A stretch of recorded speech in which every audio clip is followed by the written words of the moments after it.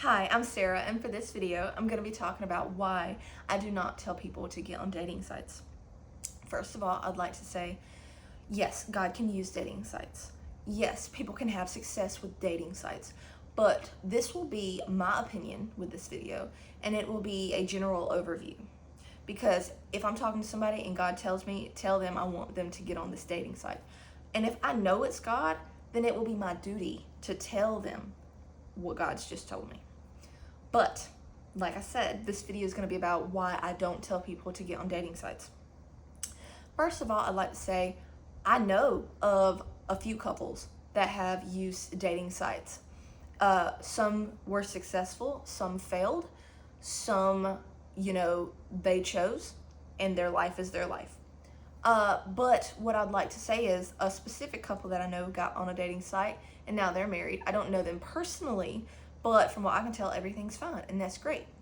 But only they are the ones that can tell you if God is the one that told them, yes, this is the person I have chosen to be your lifelong spouse.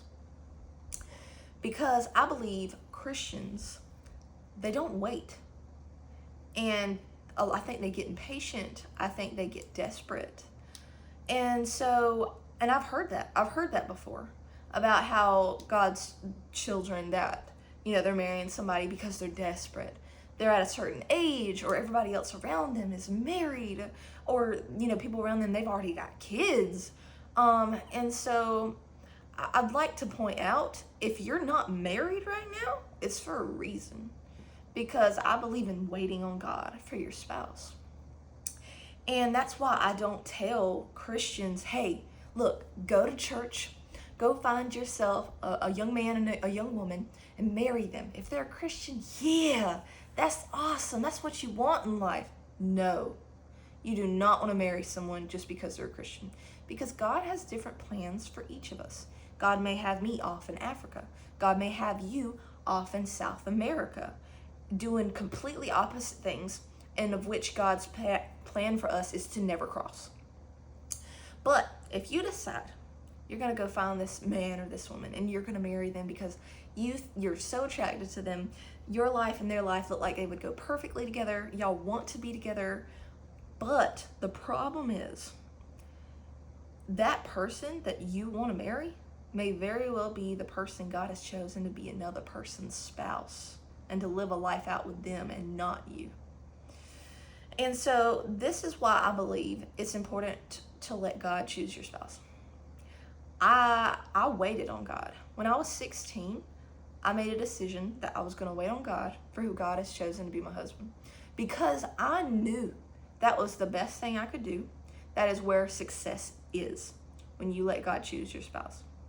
Because God knows you. God knows you more than you know you. God knows how tender you are. God knows how rough you are. God knows how stubborn you are. God knows the thoughts and feelings that you have on a daily basis. God knows your deepest depths, and God knows your highest heights. And the person God has chosen to be your spouse will meet all of that.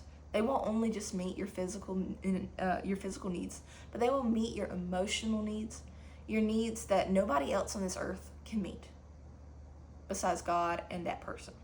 Because that person was intended by God himself to be your lifelong spouse that will go with you through the mud, through the rut, through the valleys. I mean, financial issues, they're there. Mental issues, they're there. All kinds of issues, physical, health issues, they're going to be there. But if you go out and choose somebody by yourself, you are not promised that. It is very important to wait on God because, like I said about my husband and me, the way my husband is and the way I am, yeah, we can be two totally different people, but yet have a lot in common, yet be totally different. And the parts where we're totally different is where I lack, he excels. Where he lacks, I excel. We fit so perfectly. So that's why I don't think anybody should be using dating sites. It's not your job to do God's job. Let God do your job. Let God do his job. So With that being said, I believe that if you marry somebody that God has not chosen to be your husband, I think you will go through a lot of things that you wouldn't have gone through. I think you will experience a lot of things that you weren't meant to experience. I believe you'll be in places you weren't meant to be in. But, people will say, oh yeah, this is who God's chosen to be my husband because look, we got married by a pastor, a preacher in the church. That means dookie. A pastor can marry anybody, but that does not mean that God is the one that intended them to be married. I think it's very important because getting married is one of the most big, drastic, humongous decisions anybody can make because you're now joining yourself to somebody else that has a different mindset. Even though you may have tons of things in common, they are still a different person than you. And so it's very important because the ministry God has for you is going to involve your spouse as a Christian. And so you want to let God have his complete way and his complete will in your life. Yes, I know it can be hard waiting. Trust me, I waited 5 years and it was not easy, but it was so worth it. Being celibate for my husband was worth it. And it's worth it for you too, because God will blow your mind many times. I say that because I experienced that. God has somebody that is meant for you. It is not meant for, that person is not meant for anybody else on this planet but you. God let my husband know the first day that we had the first date. God let my husband know that he is the only one that can treat me how I should be treated. You know how many men there are in this world? Yeah, God chose my husband for me. And trust me, God has kept his word and his promise. I just wanted to let you know that because it's very important.